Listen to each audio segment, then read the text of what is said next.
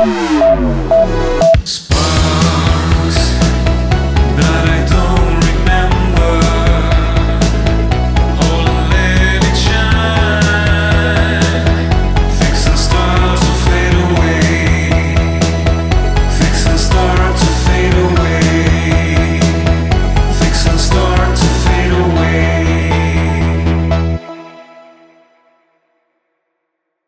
Hello, dear friends of Kabbalah International. We are again with our dear Mario. How are you, Nacho? A pleasure. Thanks for your invitation. Excellent, Mario. I'm very well and very happy to meet you once again here in these talks. Today we'll talk about the roots of the soul, and before that, it's worth mentioning that in Kabbalah we discussed that within the nature of the soul there are different levels. These levels, according to their classification, are Nefesh, Ruach, Neshamah, Chaya, and Yechidah.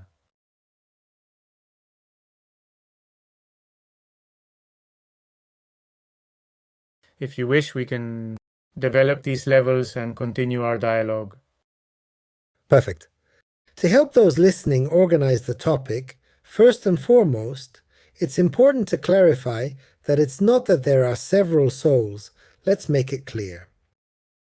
We're talking about levels of the soul itself. When we speak of Nefesh, we're referring to the animal soul, which is essentially the body. But in Kabbalah, we don't call it the body. We refer to it as the animal soul because is what we see revealed, is the densest energy. That would be the Nefesh. Then we move on to Ruach, which would be the psycho-emotional, that which has to do with the conditioning factors in thought, the genetic conditioning factors, whole structure, above the inherited structure, at the level of the physical DNA, and also it encompasses the psychological structure, cultural conditioning, and religious influences. That would be Ruach, also referred to as soul or psyche, and sometimes as spirit. Then we go to another higher level, which is the Neshamah, which is, we could say, the true soul. The other two are also true, but it is the one that rotates, the one that performs reincarnation. In these three levels, both Nefesh, Ruach, and Neshamah, we could include them in the set of subjective levels, where the subject is. Then from the Neshamah upwards, we reach two more levels of the soul, but it is curious to say of the soul, it is a contradiction, because in those levels the soul already leaves its subjectivity, and in Chaya we find the roots of the souls, and in Yechidah the unification with the whole, with the totality of the energy. This means that at the fifth level of the soul, Yechidah, there is no soul. It's a paradox. That is to say, the soul is united with the energy of the whole. However, in Chaya, while it's true there isn't exactly a soul, there are indeed structures known as the roots of the soul. How many soul roots are there? Basically there are 12, although they are subdivided into 600,000. The 12 have to do with the 12 diagonals with which the universe expanded in the Baraya universe. And from the Kabbalah point of view, those 12 diagonals, that someone will surely think and say, they correspond to the 12 signs of the zodiac. These 12 diagonals correspond with the point where the universe begins, which is where the Tzimtzum bursts from, the self-contraction, the universe. 12 diagonals come out from there, and those 12 diagonals will have a specific name, which is the permutation of one of the names of God, which is the tetragram. The tetragram, as everybody knows, is composed of 4 letters. That is why it is called tetragram, which is the Shem HaMeferash, the hidden name of God, which is the Yod, the Hey, the Vav, and Hey. And when we permute them, we change their position. We are making reference to different diagonals.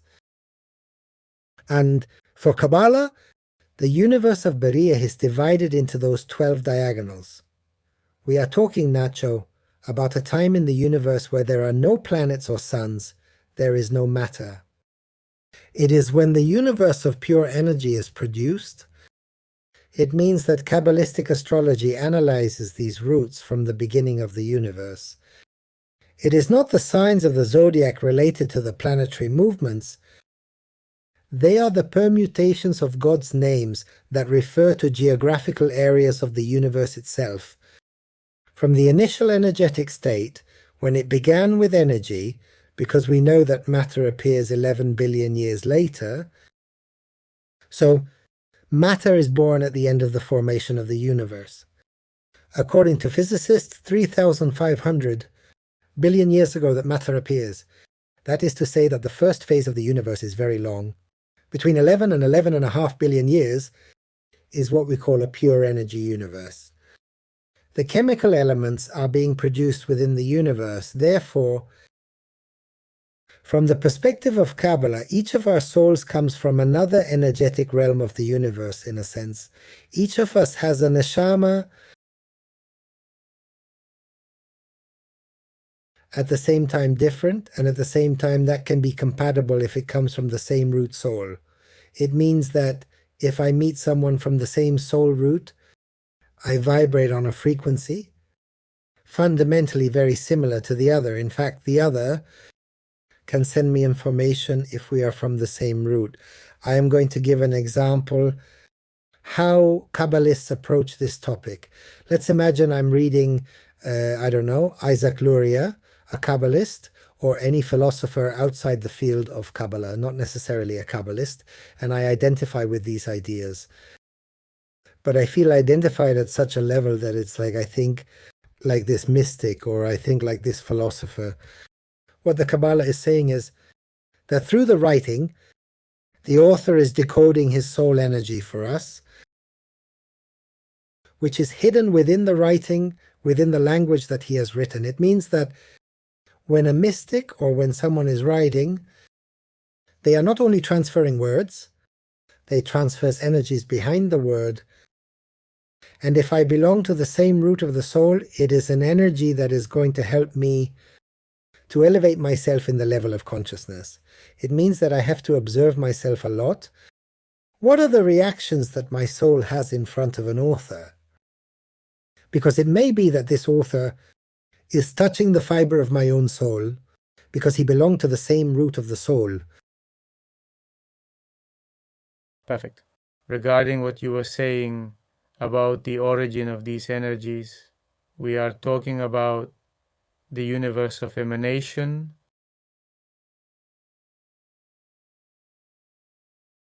The question arises as to what would be the way or how we can identify in our daily life, independently of these processes of identification, to recognize these different roots of the soul. Are there any book or authors who have talked about this in a very specific way? Not very much, because in Kabbalah, the universe of Atziluth and Yetzirah has been analyzed a lot, but there is a lack of information on the universe of Bariah, which is the universe of the archangels. And there are very occult Kabbalists like Moshe Sakuto, who talks about this, and they are still very cryptic when it comes to analyzing them. I want to make this quite clear as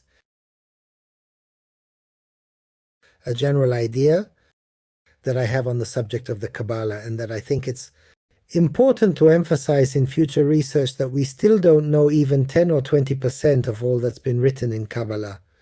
Kabbalah has a vast number of manuscripts and writings that have yet to be analyzed.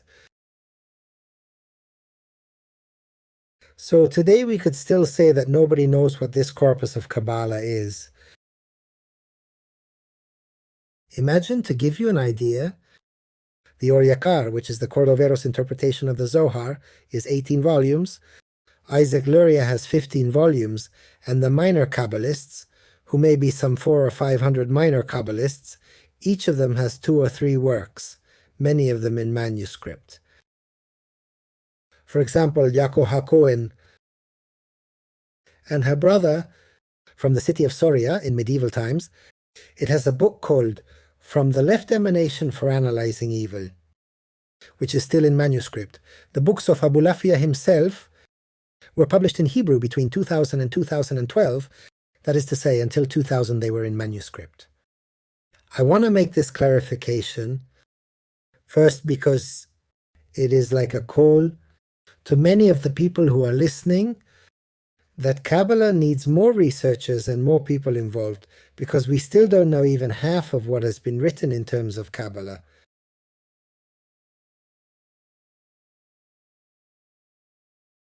Like Sheda, there has been a lot of progress, the great researcher at the Hebrew University of Jerusalem, but still, for example, there is no analysis of Yaravi's meditations. There's no analysis. Not only are they unpublished because they're in manuscript form, but there's also a lack of analysis.